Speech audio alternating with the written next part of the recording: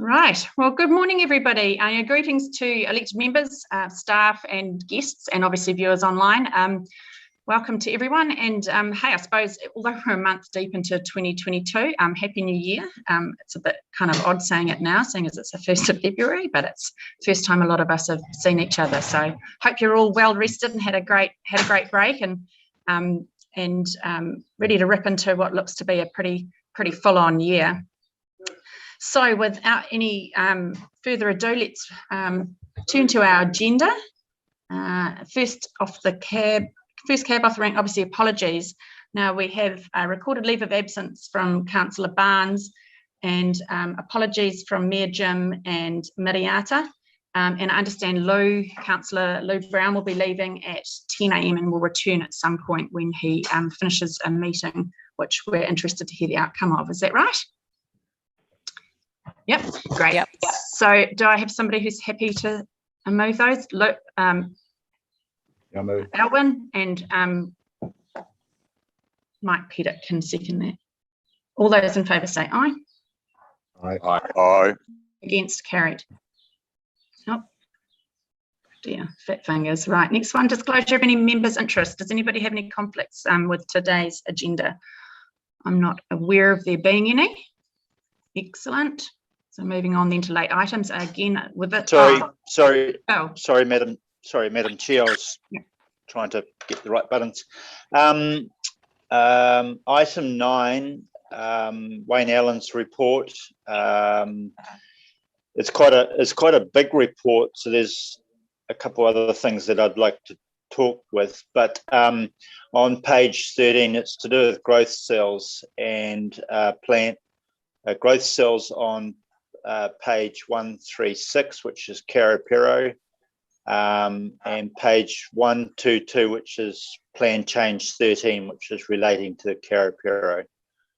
But there's other parts of it that I would like to talk about, which don't relate to any of those conflicts of interest. Do you understand what I mean? Or would I have to keep it? What's the conflict though, Phil? I'm trying to understand what your conflict is with those. So on page 122, it's plan change 13. So I've got a conflict with plan change 13. And then on page 136, we talk about growth cells, which is Karapiro, which is a conflict as a property owner in that area. Okay. And then in public excluded, item 14, again, plan change 13. Okay, if those could just be noted, that would be helpful. Thank you, Phil. With that said, then let's move on to the confirmation of the order of meeting. Oh no, no late items. Sorry, I've missed one. Late items. I'm not aware of there being any. So I think we can skip past that one and then move on to the confirmation of the order of the meeting. I'm not aware of there being any changes needed. Lou's happy to move. Andrew will second. All those in favour say aye. Aye. Aye. Against, carried. Now we have two sets of minutes to confirm. The first one there relates to the meeting held on the 30th of November. So I'll just swing through the pages and give us a holler if you've got comments or corrections to make about any pages. Page 8 and 9, 10, 11, 12 and 13, and then the last one's 14. Been through those, I think they look pretty good. Happy to move. You're going to move them, Roger, thank you. Who's going to, and Claire will second it for me. Many thanks, Claire. All those in favour say aye. Aye. Against, carried. So then that moves us on then to our second clutch of minutes for the meeting dated 14th of December. A recommendation there that they're true and correct. So let's flick through them as we normally do. Page 16, 17, 18 is the final page there. I was comfortable with those, so I'm happy to move from the chair. Mark, I'm happy to second. All those in favour say aye. Aye. Aye. Against? Carried. Great. So then moving on to our first substantive item, obviously it's the District Hamilton, Animal Nuisance Bylaw, consultation and hearings report. Graham Pollard, I'll pass over to you. This is your baby. Right, thank you. Welcome, good morning. Chair, and good morning, everybody, and Happy New Year to everybody, whichever one. Today's the first day of the Chinese New Year. A year of the tiger. Fortunately, we don't have tiger keeping as part of the animal nuisance bylaw. This is the time we've come to the hearing of submissions on the draft animal nuisance bylaw and deliberation on the submissions. We've got a full agenda today, so I'm going to keep this very brief. I'll take the report as read. Just a note that this animal nuisance bylaw is about managing or controlling nuisance to neighbours caused by the keeping of animals on neighbouring properties. It's not about animal welfare, it's not about animal management as such, it's about dealing with the effects on neighbours. We've got, I think, 6 submitters now who have asked to be heard. Mr. Huang has withdrawn his request to be heard. He's keeping his submission in, but doesn't want to be heard today. So I'll hand back to you, Chair. I think you've got the running order. I hope you've got the running order because I can't find mine. Yes, I do. I do. Thank you, Graham. Thank you for that brief introduction. It's about 5 minutes per submitter, I believe. So it is. We've allocated 5 minutes for each submitter, and as is our practice, a warning bell will be dinged at 4 minutes to remind the submitters that they have 1 minute to wind up their submissions, and after which time the next submitter will be heard, and then obviously we'll deliberate and have further discussions on both those submissions we've heard from and those we've received in writing. So the first person I have here, and I can't actually see her there yet, is Ange Holt. Jenny, do you know, or whoever's admitting people, if Ange has turned up? No, she's not in the waiting room, Okay, Susan. Well, I see Sarah McLaughlin's here, and she's a second cab off the rank. So how about on the assumption that Sarah's happy to kick us off, we could start with her. Good morning, Sarah. Nice to see you. Sure. Hi. Good morning. First, I just wanted to say thank you for reading my original written submission, which I sent through in December. I've since had a phone call, and I see the comments from staff are looking favourable. I believe when this bylaw was proposed, pet pigs, so I'm talking about pigs, had not been taken into consideration. So yeah, I thank you for listening. I just wanted to briefly reiterate my submission. I have a pet pig. His name is Douglas. I got him in 2017. He was 3 weeks old, and he will be 5 years old tomorrow. At the time I got him, I was on a large lot residential half-acre property.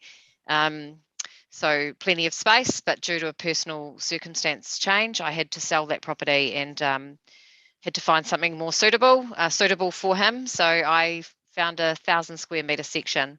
I'm surrounded by, bordered by 5 neighbours, and everybody knows him. They talk to him over the fence. They throw him fruit and vegetables on occasion.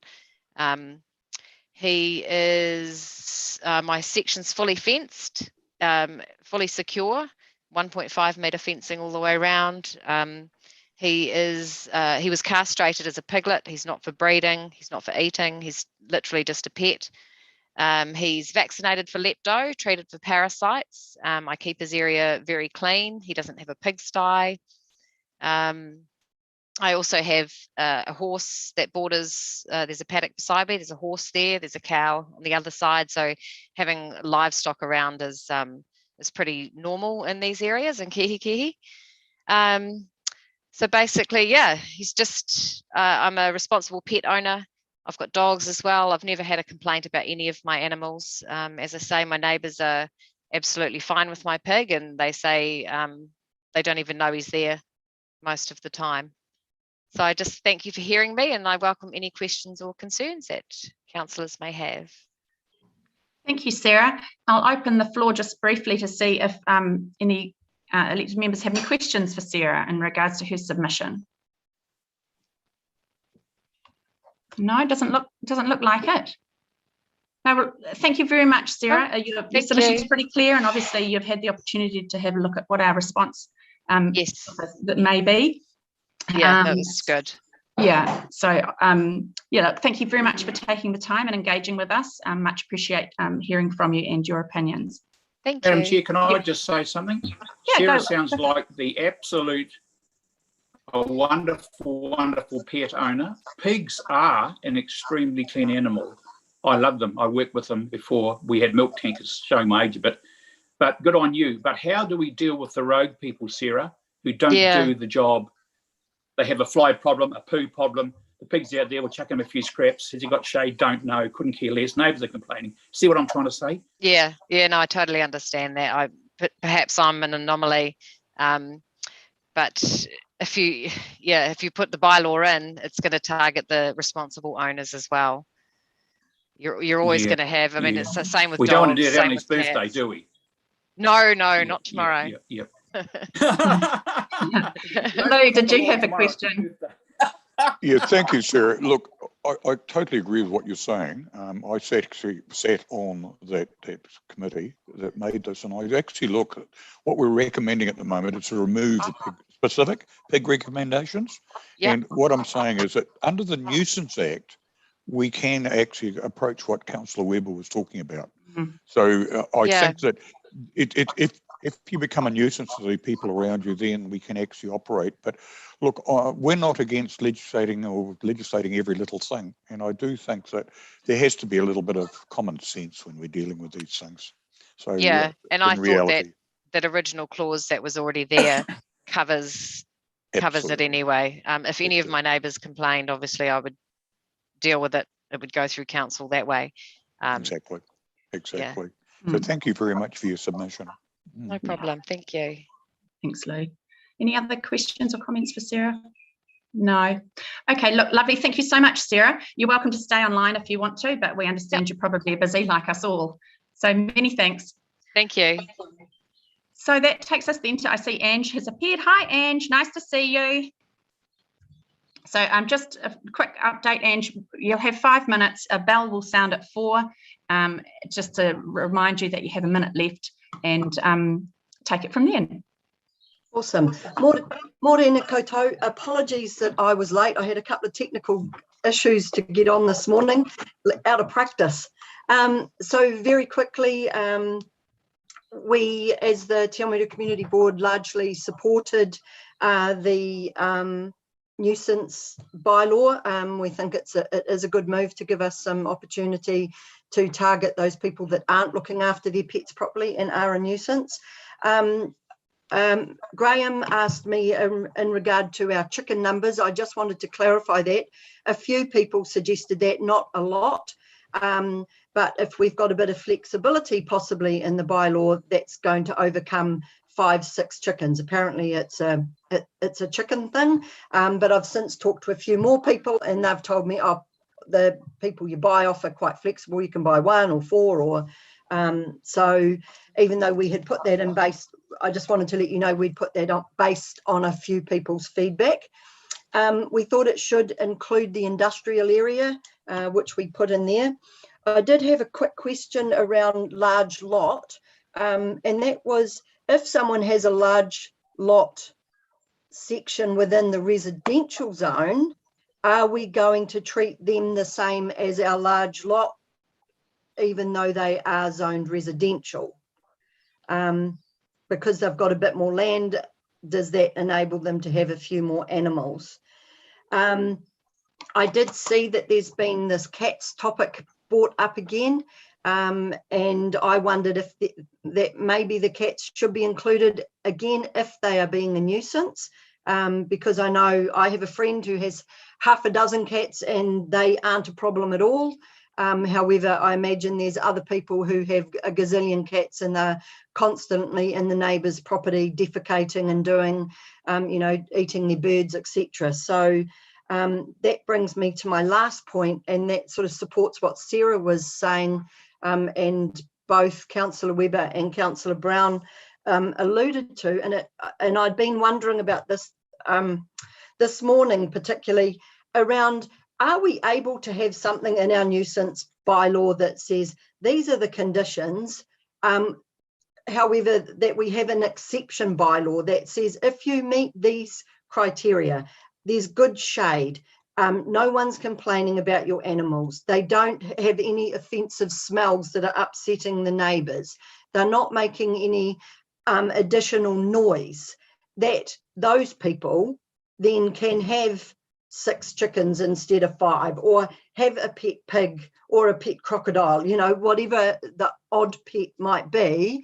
And then that way we're adding some flexibility into our bylaw that supports the people that are, good and caring pet owners, rather than, as Sarah mentioned, that we're catching them in this bylaw and they're actually infringing it, even though they are really good pet owners. So that's pretty much me.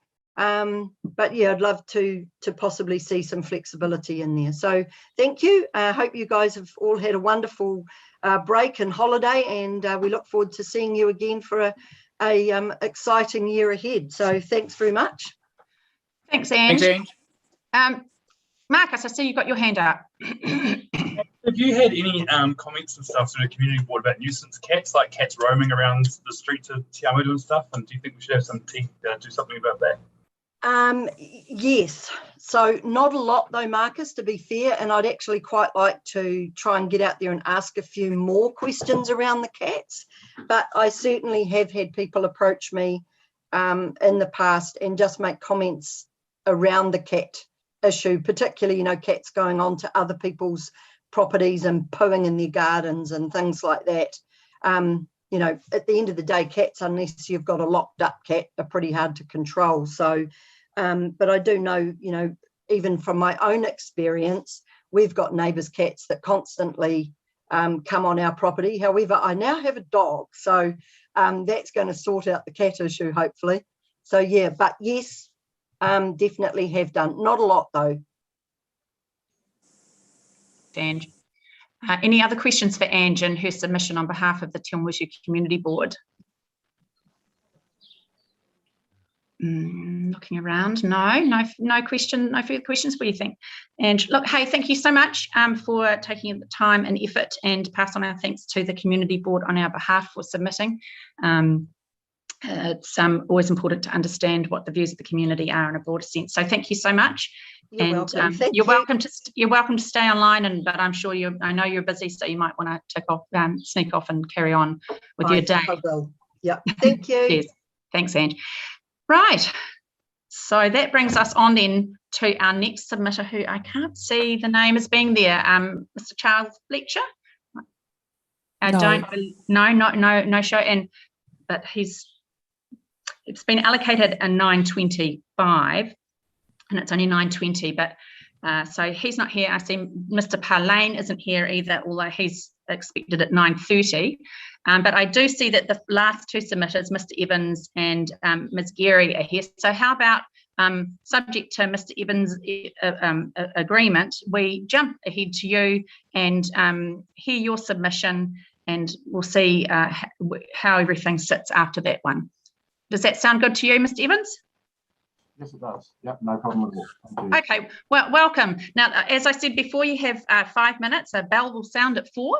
And to remind you, you have 1 minute to go. And with a bit of luck, we may have some questions for you. Take it away. Thank you. Thank you. Good morning, everyone. And thank you again for the opportunity to speak to my submissions on the proposed bylaw in relation to beekeeping.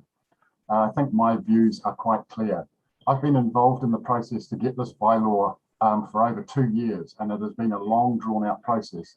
I had hoped to be able to speak positively about the resulting bylaw that is in front of you today.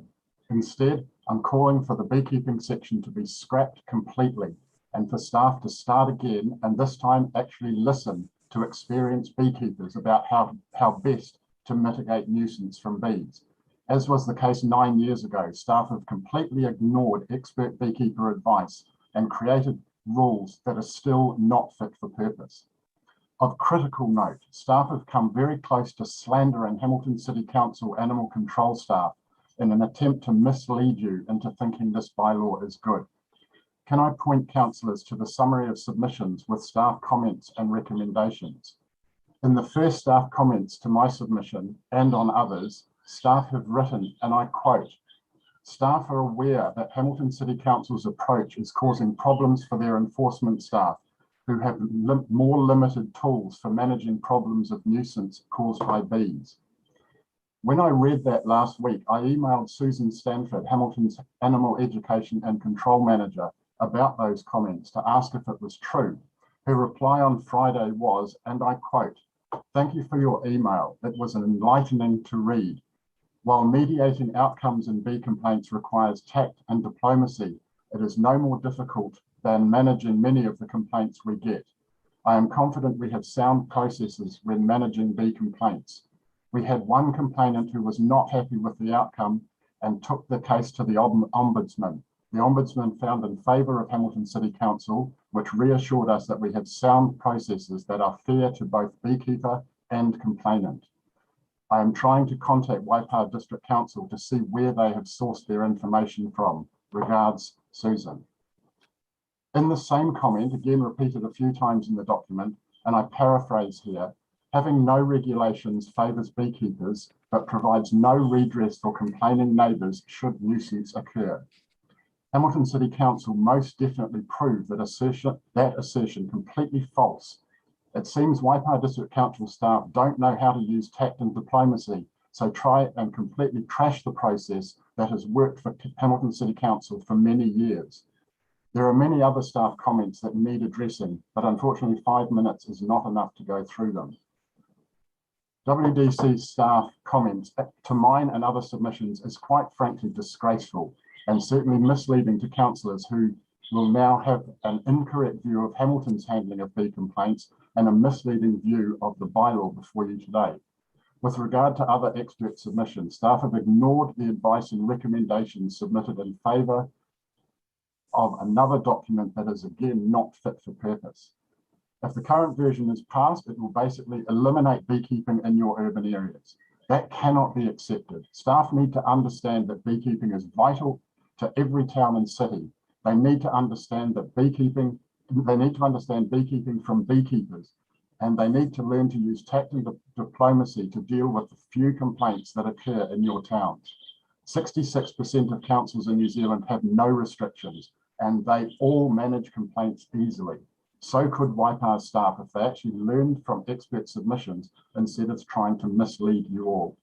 Please don't make the same mistake as 8 years ago. Scrap this proposed bylaw and either require your staff to work with experienced beekeepers to create a bylaw that reflects actual beekeeping, or better still, change the title of Hamilton's Animal Nuisance Bylaw and be done with it. That was my first recommendation 2 years ago, and it still stands. This current proposed bylaw is only fit for the rubbish bin. Thank you. Thank you, Mr. Evans. You've raised obviously some issues that I'm assuming members might want some clarity on. Graham, Paula, did you want to address potentially the issue in regards to the statements made in support of the comments around Hamilton City Council's position? Might be helpful if we got some clarity there. Yeah, just before this meeting started, you might have, I think some people were wondering where I was. I was actually talking to Animal Control in Hamilton City Council just to see just what misunderstanding was, and it appears that the misunderstanding is simply that it seems to be in quantum, that we probably understood there to have been more issues with beekeeping in Hamilton than there actually have been. It seems as though there aren't really the issues in Hamilton that we were led to believe. So that dialogue has started, and we'll probably just continue that to find out just a little bit more as to how they are managing it. Where the source of our information came from, I can't actually recall now. Obviously, there have been a number of people who have had input to this bylaw, including people on the staff who are or have been or have partners who are involved in beekeeping. So it's not that we haven't had anybody with no knowledge at all involved in this bylaw. I don't know if Joe is able to add anything more to that. I know we have based this bylaw on those from other councils as well, so it's not as if we've just made this up as we've gone along. So, Joe, if you don't mind, Chair, might have some further comments. Look, no, I think that's fine for now. We may call on Joe when we're deliberating, but Andrew, do you have a question there for Mr. Evans whilst he's here? Yes, thanks, Susan. Hi, Phil. Look, you made a statement there that, well, the question is, why does the bylaw as it is drafted preclude beekeeping? It's a statement in one of the comments, or in a number of the comments, that was basically, like my paraphrase said, that the bylaw, sorry, no restrictions favours beekeeping, but there is no redress for complainants. Well, that's actually not true. Is that what you're talking about? No. You did state during your submission that the bylaw as it is drafted would mean that there could be no beekeeping in our towns, and I wanted to know why that would be. That's because of the restrictions that are in there. The main one is location from boundary.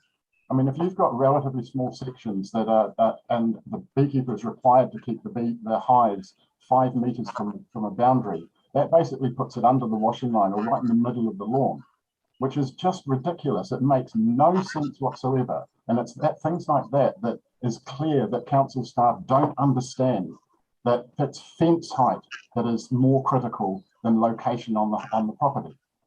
And that variable 5 metres and 3 metres, depending on fence height, if you understand and actually watch bees, fence height is the issue, not location. And you're requiring people to put their hives right in the middle of their lawns, which makes no sense. And people are just going to give up if that's what's going to be forced. Can I just add in here, just on that note, when the rules were in the district plan, there were very, very, very few complaints. You had up to 400 hives in Te Awamutu and Cambridge with almost no issues. There were occasionally complained, but nobody except one person who I helped through the process of the resource consent. One person had a permit. All other 400 hives didn't. And council didn't worry about it. So why are you putting more restrictions here when you know you don't need to? 66% of councils, 44 out of 67, have no rules, no restrictions, except basic nuisance. If a nuisance occurs, we will go and do it on a case-by-case basis and work out mitigation for that. It works. You do not need these restrictions. Okay. Thanks for that clarification, Phil. Thanks very much. Phil. Andrew, you've still got your hand up. Does anybody else have any other questions there for Mr. Evans? No? Fantastic. Look, thank you very much for your time and appearing today, Mr. Evans, and your written submission. You're welcome to stay online as we continue to discuss this matter, but you may well be busy and need to sneak off, and totally understand that. With that said, we move on then to, I see neither Mr. I'm trying to look on my screen here, Mr. Fletcher nor Mr. Parlane have turned up, but we do have Amelia Geary. So Amelia, welcome. I take it you're happy to kick off a little earlier than your allocated time slot. Again, you'll have 5 minutes. We'll ring a bell at 4 and look forward to hearing what you have to say. Thank you. Thanks for taking the time to hear me. I'm on a totally different subject again. It's been quite a diverse range of submitters this morning. I'm here to talk about cats, as you know from my submission. I'd like to just start by giving you a picture of my experience with animals bylaws. Just last year alone, I submitted on every single animals bylaw notified in the North Island, and I assisted with 2 in the South Island. So I feel like I have a pretty good grasp of what's going on, particularly in the North Island regarding these bylaws. And I tried to get clarification, but I haven't had a reply from council yet. But I understand that Waipa did not run any form of survey of the community ahead of this process, nor did I get the impression it consulted any focus groups. Certainly that wasn't stated in the statement of proposal. And so in my experience, most councils do run some kind of pre-consultation, because then they draft a bylaw that's most appropriate to the district. And maybe the concerns around bees is testament to that. In my experience, every council that surveys the community ahead of notifying its animals bylaw has cats raised as a topic of concern, from stray cat colonies, people illegally dumping in public reserves, nuisance cats defecating in sand pits, tomcats fighting at night, etc. The list is endless. Cat nuisance is a genuine concern across New Zealand, and simply having a generic nuisance clause in your bylaw doesn't go far enough to truly address the issue. I do contend that your officer's claim is incorrect, that this bylaw can't include rules for cats. They've stated that because this bylaw is based upon transferring into bylaw form some existing district plan rules regarding animals in urban areas, that these rules do not include cats. So therefore it's not possible to include the rules in this bylaw. But I would suggest that that's a red herring, because in the context of this bylaw, it's been issued under the Local Government Act and not the RMA.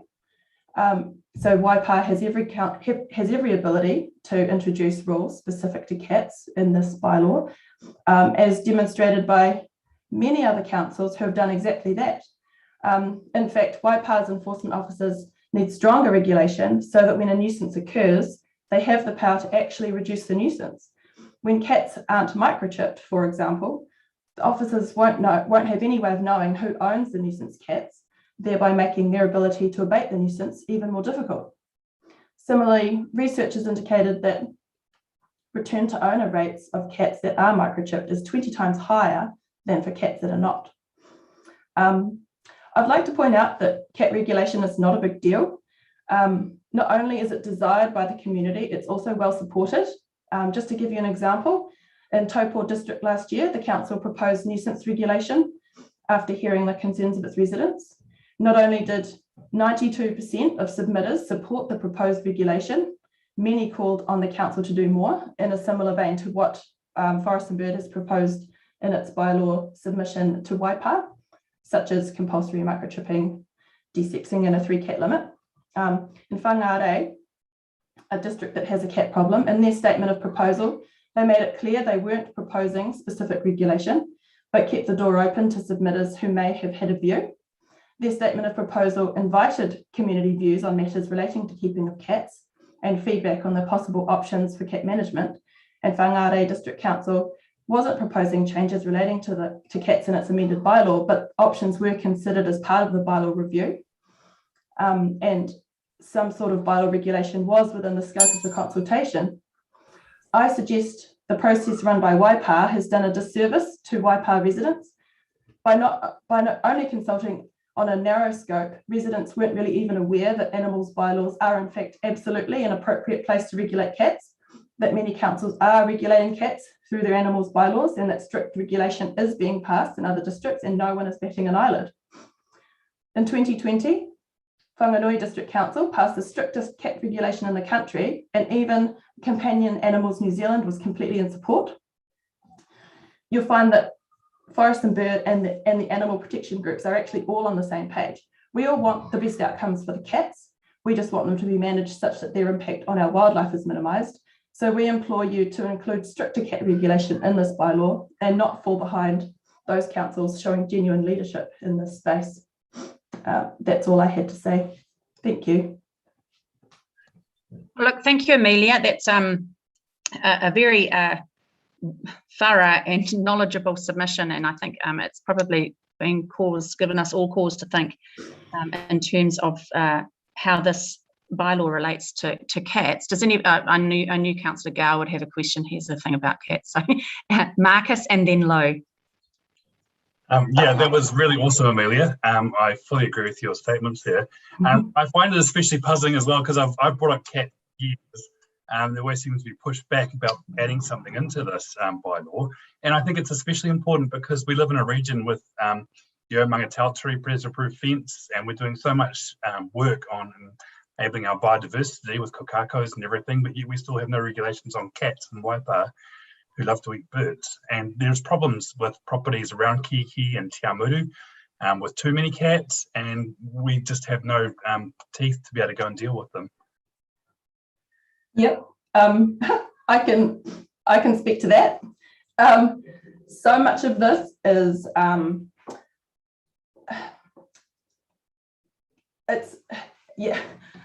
don't even know where to begin. It's about, so I feel like council officers feel that they're limited to the nuisance issue, and so then when you get into the discussion around stray cat colonies, they're all worried about cost of enforcement. And time and time again, the first question I get asked is, how do you want us to enforce this? And I always say, it's about nuisance. So you only enforce it when the nuisance complaint comes in. It's not like we're asking you to be the police and go around door to door saying, have you got 3 cats on your property or fewer? And you're not going to go around confiscating cats. It's just about responding to nuisance and having the power to do something meaningful about the nuisance when the complaint comes in. Ideally, you would also be in your long-term plans allocating cash to control stray cat colonies. But as I understand, the only council in the country doing that with any gusto is Wellington City. Okay, thank you for that, Amelia. Lo, did you have a question for her? You're muted, Lo. Just lost. Thank you very much, Amelia, for your presentation. Just quietly, we were not looking in this law to actually have regulations over everything. We have special regulations for dogs, and perhaps we can look at something along. You're talking of cats. It's a pretty difficult thing to herd or do with cats, but we'd have to actually ask our local community if we got enough support to do this. The idea of this legislation was to look at the nuisance value. And I keep raising that, the nuisance value of what things are happening. So if somebody has cats or a proliferation of cats, you could actually have a nuisance and therefore operate under the law. The second thing I'd like to raise is, of course, not all cats are domestic. There's huge amounts of feral cats out there. How do we, what do we do? I mean, we can't go, it's like feral rabbits, it's like feral possums.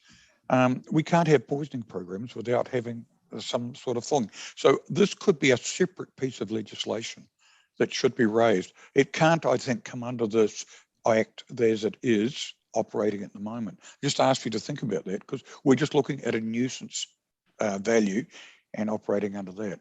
Thank you. Thank you. I appreciate that. I would suggest that we're not asking Waipa District Council to impose regulation on feral cats because that's actually not your purview. That's Regional Council's job. It should be in their Regional Pest Management Plan. So this is about nuisance cats.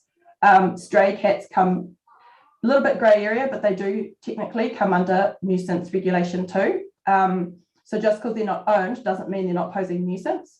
And so and that comes with complication because of course if stray cat colonies do emerge in Kihi or somewhere, there may well be microchipped cats or owned cats within those stray cat colonies, just, you know, chancing it on some food that they're getting fed. And if you then send in your officers to go and catch and, I don't know, rehome or euthanize those cats without any regulation and requiring microchipping, then you could well be rehoming someone's pet cat that happened to be caught up in a stray cat colony. So we're just asking for clarity around what a cat is, whether it's, and if it's owned, it should be microchipped, de-sexed ideally, and I know that comes with cost. And so many councils have a subsidised de-sexing program that they just put within their overall cat control budget, or, you know, what do you call it, compliance and enforcement budget. Sue? Thank you, Amelia. Graham. Yeah, thanks, Amelia. At the beginning of all the holidays, we get a lot of cats and dogs dumped at our farm. None of them are microchipped. We take them into the vet clinic, and so they're not the people that are microchipping. And I'm afraid to say that you can do what you like in terms of microchipping. You're never going to stop a cat from acting what it does naturally and going for wildlife. It just doesn't happen. It's in their DNA. But I would be very keen to hear Marcus's comments about there's a lot of stray cats in Te Amutu and Kiki, and how you're going to get them microchipped, how you're going to enforce that. Thank you. Not about getting them and microchipping them, but at least if we can go to a property and go, hey, look, there's 20 cats on this property, what can we do about it? You know, adding some teeth that we can be proactive about it. Okay. Great. Well, I think we've had quite a good amount of discussion there. Amelia, your submission certainly has made us think. And it's interesting to see that there has been so much action in this space across the country, which I guess is probably something we need to consider. So thank you for your submission. You're welcome to stay online if you want, but if you're busy, we totally understand. No further questions for Amelia from anyone? Could I just make a further comment? Sure. Only just to point out that had you done a wider survey of the wider district before you'd notified this, you would have had a far greater indication of the issue. And in fact, the fact that stray cat, I mean, I've seen it all over the North Island. Stray cats are a problem, and nuisance cats are definitely emerging. And in fact, I got back to work yesterday, and the first email I had was some guy from Rotorua complaining about cats breeding under his deck. You know, it's a problem, and you might like to look at your internal processes for this kind of, in the future. Great, thank you very much, Amelia. Thank you. As I say, you're welcome to stay online, but we totally understand if you sneak away. So Amelia was our last submitter, although we did skip past Mr. Fletcher and Mr. Parlane, and I don't believe either of them have appeared. Would that be right, Gina? You don't have anybody waiting? No, there's no one waiting in the waiting room. Okay, excellent. With that said, I think, what is the time? It's 9:44. So yeah, their time has certainly passed. So look, how about I open the floor up then for deliberations on this bylaw. Obviously, we have a number of written submissions which have the staff comments attached they're appearing on page 78 of our agendas, and obviously spoken with the handful of people who've addressed us in person today. Would we prefer that we just go through each of the comments, the comments rather, and advice to council we've received, or do we want to talk about some of the specific issues that have been raised by submitters today? Does anybody have any particular preference? So I'd rather deal with it in a way that we all want to deal with it. Claire. I'd like to go through the submissions point by point, because I think the issues raised by the submitters today will be covered in that sort of summary document, because I'd just be worried to focus on those big issues, and then we'd still have to make sure we covered off all of those sort of individual points, if that's okay with everyone else. I'm happy with that. Oh, Graham Pollard. Yes, thank you, Chair. Can I just reiterate a little bit of the background to how we came to this? Yeah, that might be helpful to put it in context. Yeah. Just to give you the context, that I think it was in 2020, there was the plan change was instigated by Mr. Evans and others regarding beekeeping provisions in the district plan, and the decision on that plan change was that the district plan wasn't the best place for them, they'd be better off in a bylaw, and that they would be removed from the district plan when a bylaw is made. So that was why we started this process of making this bylaw. It was originally just for bees, but on the advice of the district plan team and the animal control team and others, we thought that if the district plan isn't the right place for beekeeping provisions, it probably isn't the right place for poultry and pig keeping provisions as well. So we thought, rather than go through that whole district plan change process again, let's put all those animal keeping provisions into this one bylaw and do it in one go. So this really is a case of moving the rules from one instrument to another, and that was really all this bylaw was about.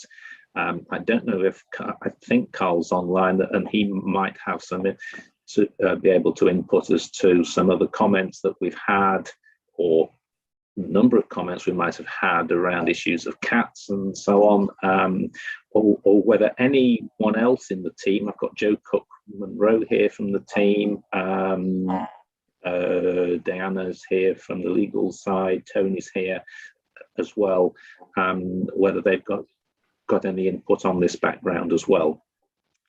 Yeah, thank you for that context or scene setting. Look, it's probably best that we just go through the comments and the responses that we've been given there, appearing on page 78. And I guess as the issues arise, we'll call on officers to assist Carl and Joe and the likes, should their advice be or assistance be needed. So let's start with the submitter, Raquel Richards here. Obviously the comment there and the response. Does anybody have anything they want to add to that, Claire? Yes, so I've been pretty supportive of the comments made by Amelia and like Marcus as well. I guess I didn't appreciate that there might be people in our community that are wanting to see work done on. So while I appreciate the background that Graham has given, could we say to people like Raquel and Amelia that we'll maybe look at introducing some kind of controls or managing cats in the future? So it seems that staff are comfortable that any nuisance factors for cats can be managed with this bylaw. But I think what the message we're getting is we need more tools because of the particular, I don't know, the vagaries of cats that you need to have more tools, like limiting numbers and DCs, microchipping and things like that. Yeah. Liz. Thanks, Susan. Look, my comment is probably very similar to Councillor St. Pierre. I think we've received some quite strong submissions on cats, not only this time, but in previous annual plan and other long-term plans in the past. I definitely see a move nationally for more work to be done in this particular area, especially, its effects on neighbours and the fact that we're, providing or are moving towards, higher densities in our urban areas. So I agree with Councillor Claire, and that we should, perhaps look to move to putting some more effort into this area. Yeah, thanks, Liz. I'm inclined to agree, but I'd quite like to try and get an understanding in the Waipa context how much of an issue this is. Is Carl there? Is he able to shed some light on this in terms of our experience here in Waipa around the cat nuisance? What sort of have you got any data or able to paint a scene or a picture for us that might enable us to form a view about the need for strengthening those rules and around cats into the future? Yes, certainly, Madam Chair. Good morning, everybody. The number of complaints in council receives specific to cats is relatively low, anecdotally. I don't have statistics in front of me, but we're probably more likely to receive complaints about chickens and other animals rather than cats. Having said that, part of that will be because people know we don't have a provision specific to cats. a number of those complaints may go to other agencies. So as was commented earlier, if we're talking about feral and wild cats, that sits with another agency. If we're talking about animal welfare type issues, they sit with another agency. So council's scope in that is quite limited anyway. So to say we don't have a lot of complaints, we don't, but that's partly the reason. We don't necessarily have the jurisdiction to deal with all those related matters. Thank you, Carl. Does anybody else have any, gosh, landline? Nobody has a landline these days, do they? It'll be a survey. Phil and then Marcus. Thanks, Madam Chair. Yeah, just while we've got Carl there, what about other complaints from, with bees and other animals or species? Can you just give us a quick overview on that too, please, Carl? Yeah, again, I don't have specific numbers. The feedback from the team when we were looking at the bee issue specifically and moving them out of the district plan into the bylaw, the general feedback was that it wasn't a topic that had caused too much concern, in the sense that the bylaw rules the district plan rules had not been enforced on a significant number of times, and therefore it wasn't seen as significant. Most of the inquiries around other animals relate to how many you can keep and those sort of things. So particularly around the poultry, chickens, etc. Most inquiries we get are more around that number. We do get a significant number. When I say significant, more than other animals, around things like feral roosters and those things, usually again because they have been left in council reserves and those sort of issues. So again, we've got to separate between animals being kept and animals that are wild and feral. So we get the whole range. And when these rules will be looking more particularly at animals that have been kept. Certainly that's the way the district plan is written at the moment. We're talking about animals that are being kept rather than wild, feral, dumped animals. So again, the numbers are very small. I think on your agenda this morning, you've got the quarterly enforcement report, so it may have a table in it summarising what the stats were over the last quarter.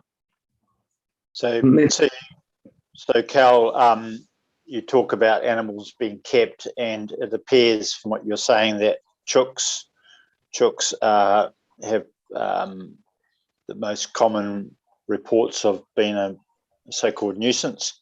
So the rooster may be a wild rooster perhaps, but other chooks are kept, and is it just purely because of the smell with chickens anyway, rather than the noise, where the rooster makes the noise, of course, but is it the smell from chickens and the way they're kept and things? Definitely that, and roaming onto other properties and digging up gardens, those sort of things. And I think I was probably including the roosters within that that total. We do get complaints about roosters fairly regularly. And I think the other thing to remember is that the existing district plan rules are only applying to residential and large lot residential. So we're largely just talking about town-based issues in those numbers. Madam Chair, I was just going to add, if I may, around bee complaints. There was some evidence presented at the hearing. The number of councillors had on. If I recall correctly, Mr. Evans is correct that there were very few complaints. There was something like 6 complaints over the last 5 years. And talking to our enforcement team leader, all of those related to setbacks, and they were resolved by asking the beekeepers, and it was nuisance effect from defecating of the bees on washing lines and cars and things like that. So just wanted to confirm that that was presented as part of the evidence at the hearing. Thank you. Thanks, Tony. Lou and Marcus. Yeah, Madam Chair, I'll just leave the meeting. That was all. Oh, okay. It's on time. Okay, we'll see you shortly. Okay. Thank you, Brian. Marcus. I just agree with Carl's statement. But if you gave me 15 minutes, I could probably get like a half dozen people talking about the cat issues around Te Awamutu and Kiki. And it just seems to be that we're always pushing back and we can't do things about it. And I think this is a good chance that we could actually put something in here or actually start a process where we can be a bit more proactive about about cat issues. Yeah, thanks, Marcus. Madam Chair, can I just ask Marcus, has he got an idea about what sort of limit to cat numbers on a property that they would best fit what he's finding out over there? Well, I think if you've got any more than 3 cats, then that's an issue. And I mean, sure, you can have more than 3 cats, but if it becomes an issue to the neighbours or to like schools, because there's one place that borders Tiamatu Intermediate that's got cats everywhere, and my daughter said, she feels sad because all the sick cats roaming around and stuff, but we can't do anything about it. Thanks, Marcus. Joe, you have your hand up, and then Roger and Liz. I think it's important that the scope of this bylaw was defined by transferring what we currently had in the district plan into a bylaw, which is what the decision of Plan Change 18 was. In respect of bees and other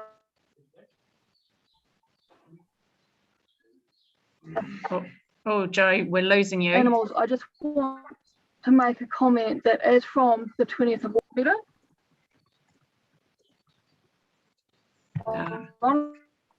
you're just breaking up a bit. Around the house. Okay, we're walking. And you sound better now. I think it's important to realise that as from the 20th of August this year, potentially every residential property is going to be able to have 3 three-storey houses on it. So, for example, where I live, our property is 800 square metres. So you divide that by 3 and it's 200 and something per person. And animal nuisance may become more of an issue because we are trying to put more people into less space. Yeah. And that's also something that I strongly believe we need to keep in mind. And as well, because I was the officer on the beekeeping plan change, we're not trying to stop beekeeping. It's about protecting neighbours from nuisance. And we did have advice from a commercial beekeeper. And, we did talk to Apiculture New Zealand, and I had experience working on the Thames Coromandel animal nuisance bylaw with their beekeeping restrictions. And it just didn't feel appropriate not to have any restrictions on bees. Have we got it right? We've done the best that we can with the information we've got, but it's about trying to find that balance among hobbyists who have animals on their property and the people who are living next door to those people who've got animals such as bees on their property. And I'm not saying the bylaw is perfect, but we have tried our best. And part of that was the scope being defined by what was currently in the district plan, which was pigs, chickens, I think horses and bees. So that's all I have to say. Yeah, look, thank you, Joe. Look, it's an important context to look at, and as you say, in terms of transferring what was already existing in the district plan, I guess it's also important to notice the name of the bylaw is animal nuisance. It's not necessarily animal husbandry or proactively encouraging ownership and keeping of animals in urban area. It's about protecting peaceable living in neighbourhoods, I guess, is probably a loose term to use. So I appreciate that. But I guess certainly from my perspective, it has thrown up some real questions for me personally, mainly around cats. But look, let's go across the top here. I have Liz, Roger, Mike, then Claire.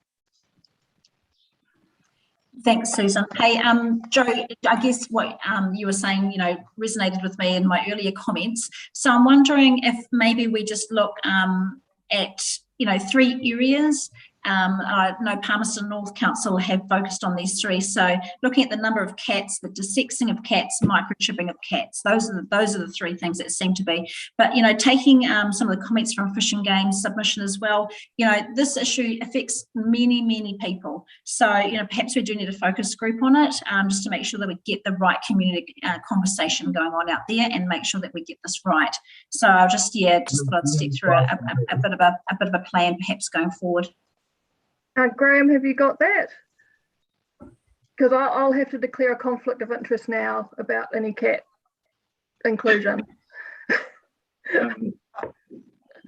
Yes, I certainly have got that. I was going to suggest that maybe we're at risk of scope creep here. Maybe the cats issue is one that's just a little bit too big at this stage, and maybe we commit us to investigating this further, but also what the resource implications might be, because if there are resource implications of how we would manage any regulation of cats, then obviously that's something that's got to be considered with budgets and annual plans and LTPs and so on and so forth. So that's beyond our ability to solve that today. I imagine I see some heads being shaken, so maybe, but it might just be slightly beyond where we're at the moment, but we can always come back to it and include it in the bylaw at a later date once we've done some investigation. I think that sounds sensible, Graham. Next, Roger. You've been waiting patiently. Yeah, very patient. Thank you, Madam Chair. Carl, just clarification. You said that in terms of bees and nuisance complaints that you've had to handle, you would have had, was it 5 in the last 6 years or 6 in the last 5 years? To me, that doesn't seem to be a high degree of nuisance value, and I'm just wondering why we're deciding to make a bylaw to address something which to me seems quite minor and could probably be handled with existing legislation that we have in terms of the district plan. I'm happy to respond to that one, Madam Chair. So the reason that this has moved into bylaw, it's a valid question, is because there's quite a lot of interest, and it was generated by Mr. Evans and I guess initiated by him in terms of the effectiveness of having a bee, specifically a bee control in the district plan. The research that we did, and it was a previous staff member who's now finished, did confirm that the complaints were very low, and we came to the conclusion pretty quickly that it's an ineffective rule where A, there's not a nuisance that need to control, and then B, when those very rare events come in, they're very easily resolved. And the third one is we only had one consent. There's something like, top of my mind again, there was 250 beehives we were aware of in the district. One person applied for resource consent. So that tells us pretty quickly that there's an inefficient rule in the district plan. And so at the hearing, the determination was made by the commissioners who heard that plan change, that the bylaw was the best course of action. So this is really a consequential change arising from the decision of the commissioners on what was plan change 18. So hopefully that's helped. Joe, did you want to add something there? I just wanted to add that I'm looking at the PC18 report now, and it was something like Apiculture New Zealand had over 600 domestic beehives registered for Cambridge and Te Awamutu, but we only had one resource consent. So that was also a really, like Tony was saying, a really big push for it not, the district plan was obviously not working. And if we had left it in the district plan, then you had the issue of, do we now go and find these 500-600 odd beehives and make sure that they get resource consent? Because, you know, up until then, I don't think we knew the extent of the number of beehives between the two towns. So you couldn't not do anything. So we were kind of in quite a big dilemma of, we now knew how many beehives had been registered with API New Zealand, and they said that probably wasn't all of the beehives either. So they have the same issue of, yes, people are legally required to register their beehives with them, but how do they actually go out and enforce that as well? So that's just to provide a little bit more context to why we moved from having the rule in the district plan to a bylaw. But the bylaw seeks to limit the number of beehives in essence, to control the nuisance value. But the nuisance value isn't there, so why do you seek to control the number of beehives? There's no relation between the number of beehives and the nuisance value. You're talking about residential properties, which, if this Enabling Housing Act goes off as the government hopefully wants it to, you're not going to have 500-600 metre sections with one house anymore. You're going to have multiple houses on sections with smaller properties, and of those local authorities who have regulated bees in residential areas and urban areas, 2 is the minimum number of hives to have to allow the bees to do their bee things. And it was considered to be appropriate for an urban area. We're talking an urban area, not a rural area or big size sections. So we did actually research every local authority in New Zealand to form the basis for the bylaws, particularly for the bees, because we knew that would be quite contentious. Thanks, Joe. I see Roger's logic though, but I think what Joe is alluding to is that it's almost like a proactive, you're considering a proactive, what things will happen in the future, as opposed to what nuisance value we've experienced in the past. Would that be fair to say, given the enabling housing density legislation? Does that address your concerns, Roger, or do you have anything further to add? Well, no, it hasn't, because you've just raised a very valid point. We're creating a bylaw for something that might happen in the future. Madam Chair, are we going to do that for everything? Maybe I could assist, Madam Chair. Tony, yes. So Joe's raised a good point, and so has Councillor Gordon. It is probably a little bit premature to assume there's going to be 3 houses in every single residential section. That's still a plan change that we still have to work through. We haven't made the determinations, and there's a separate report coming to SPNP this morning on that. So while there is a link there between intensification, the way I would think be recommending that the committee thinks about it is assume intensification as it exists at the moment. Don't assume that there'll be 3 houses on every 3 section, because we haven't made that decision yet. So that may assist with Councillor Gordon's question, is that there's a general intensification trend that we're seeing across the district. And so with that in mind, it is probably appropriate to limit the number of hives. The other point I'd make too is 2 hives at the evidence at the hearing, 2 hives is generally sufficient for hobby beekeeping. We also need to consider the commercial element. If you start getting unlimited number of hives, then you become a business and you have a commercial element in a residential zone, and then that takes into a whole different realm. So that's worth considering too. Thanks, Tony. Mike. Thank you, yeah, so a couple of things I've sort of picked up on this, some clarification around. I guess one was the concern around the Hamilton City information, so it'll be quite interesting to sort of hear the outcome of that. That maybe it wasn't quite what we originally thought. And the other one is the 5 metre thing in the fence height. So Phil obviously knows, you know, he's one of those experts, and there's many experts, I'm sure they've all got different opinions, but it seems to me that 5 metres, I do pick up what he's saying with small sections, regardless of the intensification of the sections. This the current one, 5 metres, each boundary seems really excessive. And maybe that number could be looked at, that could be reduced, but there could still be a number, could be 1.5 metres or 2 metres.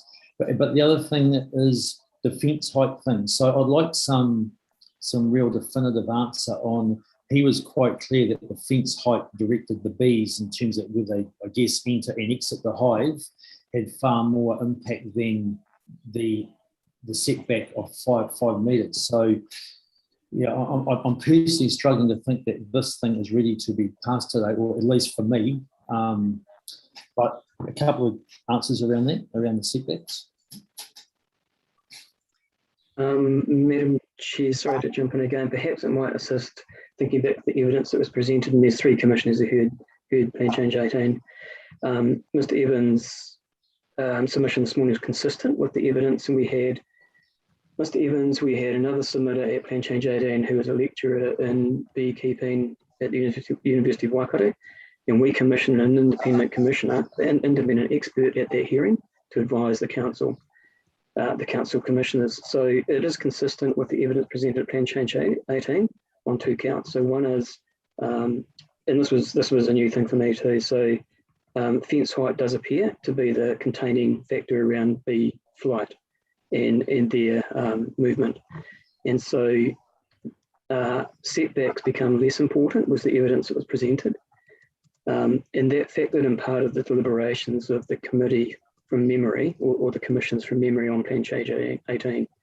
So I think the evidence that you heard from Mr. Evans is consistent with the other expert evidence, including that council commissioned in for Plan Change 18, if that helps.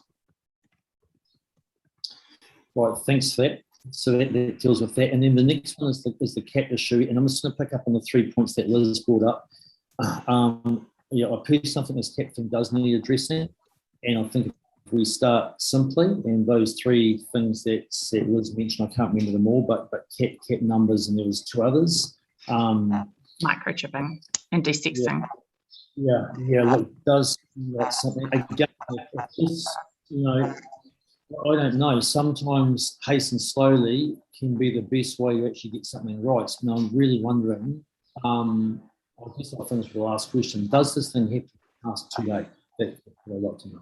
Or if we did some more work on the cats around at least those 3 issues, and maybe a bit more around the bees, could this be brought back in a month's time? Graham, are you able to answer that, please? I'm getting messages coming right left and centre. If it's the committee's wish that we adjourn this and come back in a month or 2 months or whatever timescale you wish, then we can accommodate that. That's not a problem at all. If you wish us to have more time to go through this and answer specific questions, then yeah, because we need to get it right. It's not that it has to be done today; it has to be got right. So that's the key issue here. So can certainly do that. I think the cat issue is probably one that's going to require a lot more investigation. That's going to go beyond the timescale of next month, because bear in mind that to get ready for a meeting in 4 weeks' time, we've got to get everything done in 2 weeks' time. So our timescales aren't quite so long, but in terms of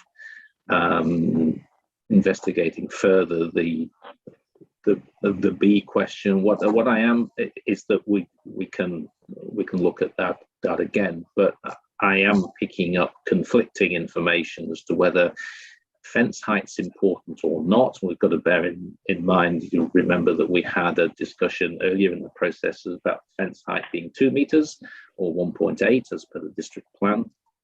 And then I was told that wasn't important. Someone else is saying it is, and setbacks important or not. So we've had to make a call on that. But we can look at it again.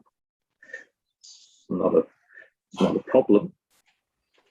Okay, thank you.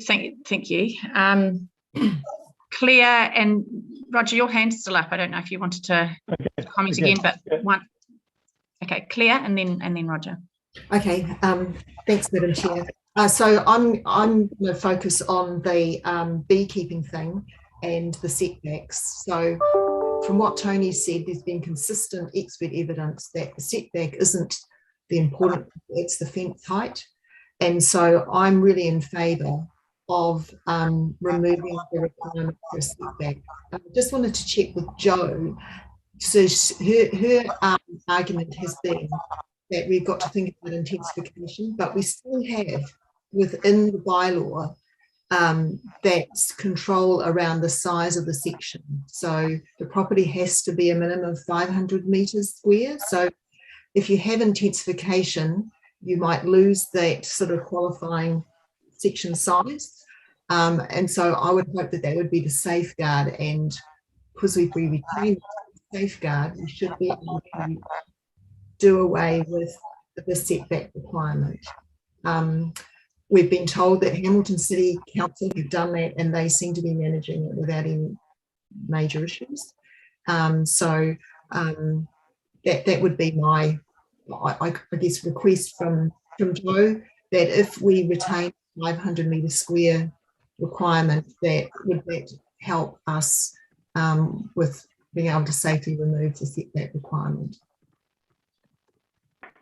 It's definitely something the team will look into moving forward. I'm pretty sure the setbacks were consistent across the local authorities that do have controls on beekeeping, but I'm happy to go back and dig into information that we had for Plan Change 18 and other information we had.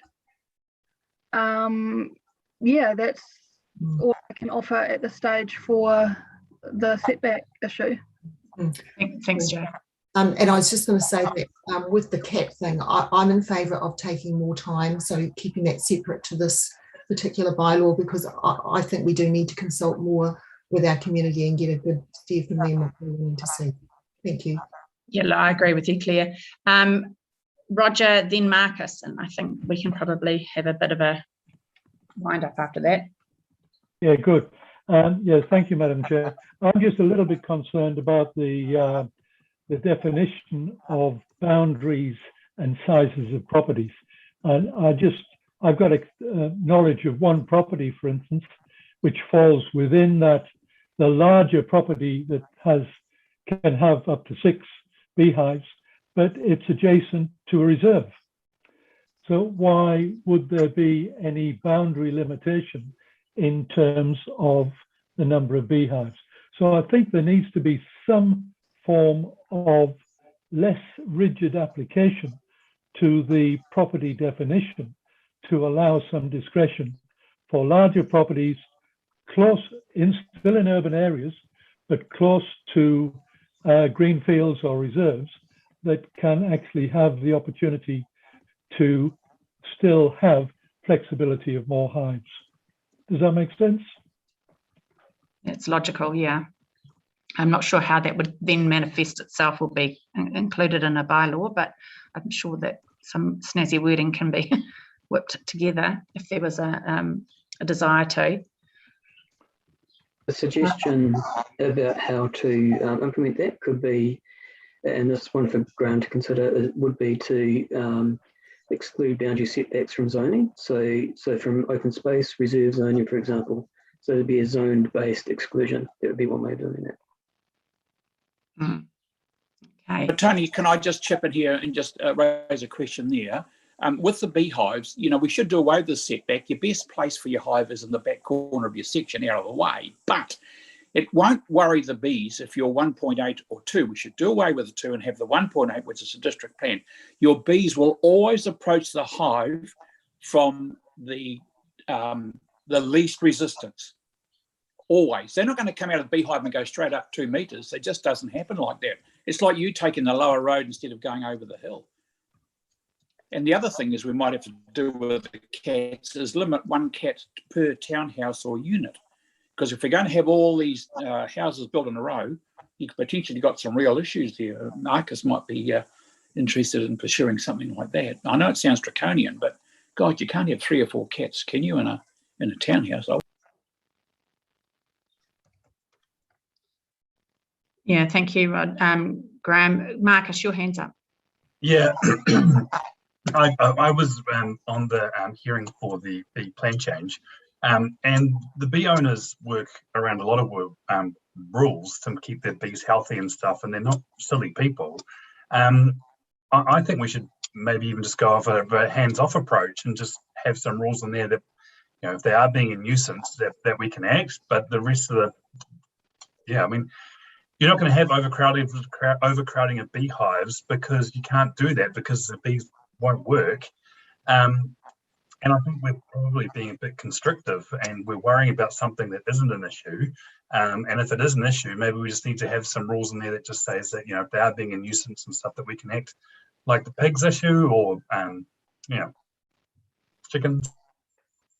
Yeah, good one, Marcus. Agree with you, mate. We aren't bee experts. Yeah. Okay, so I'm getting. I'm sorry. I'm getting the feeling that there's not a level of comfort in terms of tidying this issue up today, and so perhaps if we adjourn this hearing in terms of the bylaw to a later date, and we can reinvestigate and resolve some of those discrepancies and get some advice around some of the issues that we've raised with staff. Does that sound like a fitting approach? I think the general consensus is the cat issue is certainly a hot topic that we need to start considering, but my sense is, as has been alluded to, it's not likely to fall within the ambit time frame wise for this bylaw. But if we can get some tidying up around the issues relating to the bee issue, I think we'd probably feel a lot more comfortable looking at it with a little bit of extra information around those points. Is that Bruce, you're waving your finger around, and then Marcus, you're muted.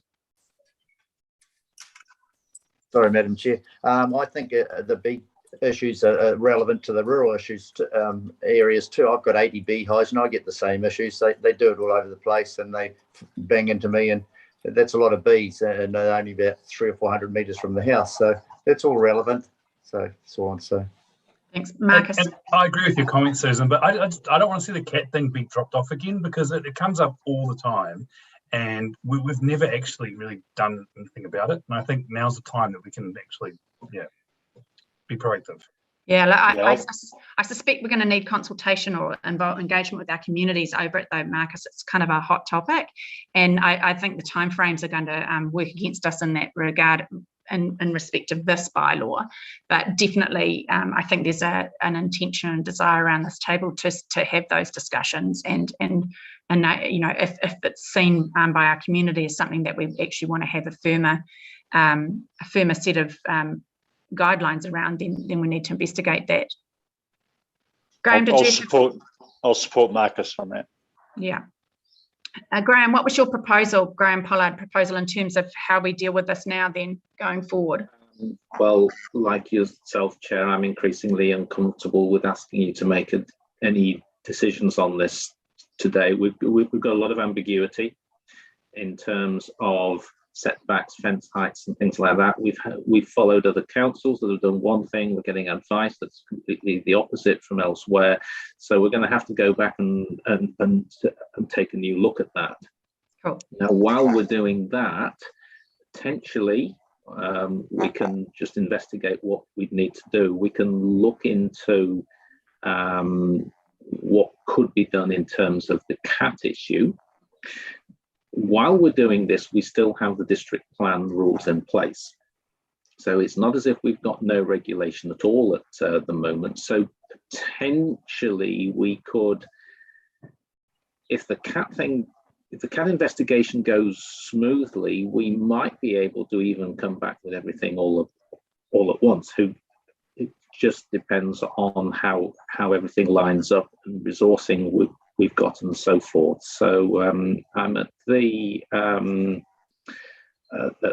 committee's disposal as to how we actually play this, as to whether you want us to just come back with the current issues and investigate cats separately, or whether we want to do the whole lot in one go, which could actually mean we start running the whole process again, and it's going to take quite a bit of extra time, I would imagine, but it is a case of getting it right. Well, there's no pressing, urgency, is there, in terms of the need to get a bylaw in place, is there, Graham?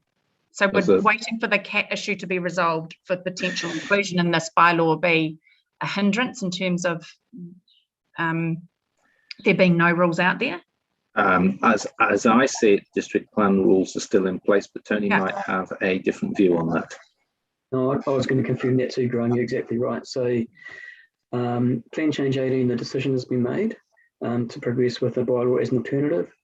The district plan rules are still in place. Carol can confirm that my understanding is we're not enforcing. So the enforcement officers have got more significant things to deal with than look at all the properties and see if anyone who's got beehives have got a consent. We haven't received any complaints around bees since then. The complaint process is still available if people are affected by nuisance value, and that just goes through the process. So there is no time frame driver for Plan Change 18 to be implemented through the through the bylaw. So there is some time available. Okay, that's good to know. Mike, you've got your hand up. Yeah, it's just those comments are really nice to hear. So we can sort of take our time to get it right with the sound, and maybe a natural sort of last time frame might be before the election later in the year. So at least we can tidy this up on our watch.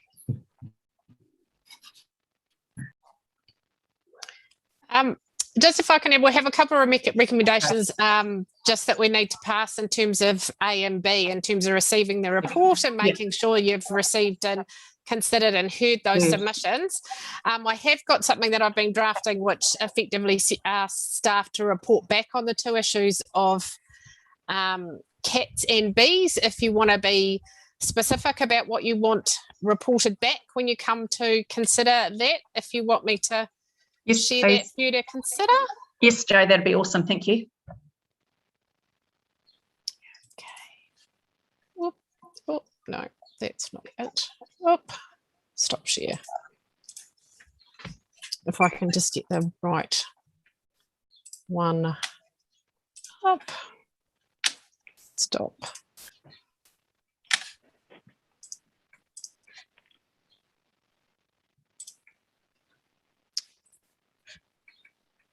Right. Can you see that now? Yeah. So can make it bigger. Can we make it bigger, please? Bigger. So please. The first one is the same as the previous A, which is to receive the report, and the second paragraph B is to receive, consider, and hear, deleting the reference to determine the hearing, and then an additional C paragraph, which is to direct staff to report back to the committee on the following issues. 1, the potential for rules for cats to cover the following issues: the number of cats that can be kept on a property, neutering and microchipping, and 2, alternatives to the beekeeping rules and the proposed bylaw in relation to fence heights, setbacks, and property size. What about, there was also the reference there that Roger made in terms of the location of boundaries, in an open space context. Make that property definition and rather than property size. Yeah. So it opens up. Yeah, I think that's a really important one to consider, because that's a contextual kind of issue, isn't it? Yeah. Through you, Madam Chair, it's Kirsty speaking. I just wonder, hi there, whether I can suggest an alternative to the wording for rules and rather change that to provisions, and that way it's more wide. Thank you. Oh. Thanks, Kirsty. Yep, by all means. I think that covers the extent of the areas that we had questions or queries around, doesn't it, members? Madam Chair, I'm just worried that the use of the word property definition, it might lose the need to make sure that size as well as the location is covered. Like, I just think it's so general, we'll take the needed sort of detail direction that we're looking for. Maybe it's location rather than definition. Yeah. Well, I mean, it was size in relation to intensification. I mean, I don't think anyone was arguing that the current limit of 500 metres squared was too restrictive, but that we can see that in the future we might have a lot more properties on that one section, or the section size themselves will become a lot smaller. And then the issue where the section might be next to space.